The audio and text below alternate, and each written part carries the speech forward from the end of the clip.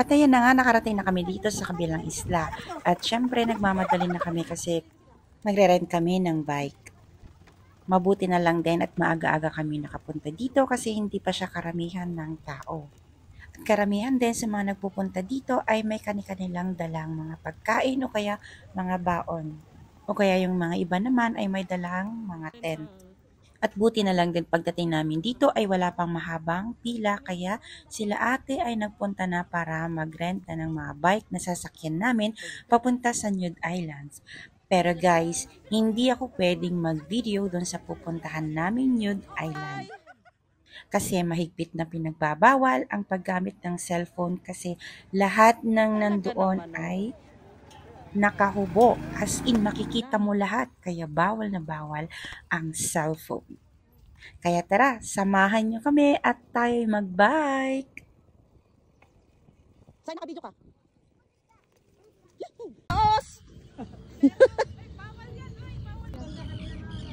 Nakapolo eh.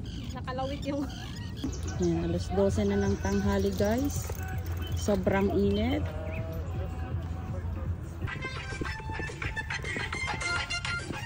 Saluyot!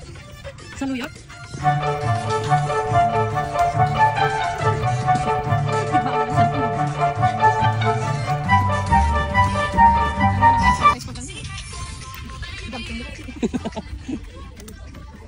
Ay, may mga bata din naman pala.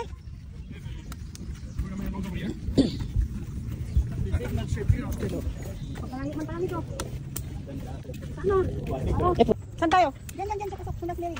Dino! Si Kuya lang magdadrive.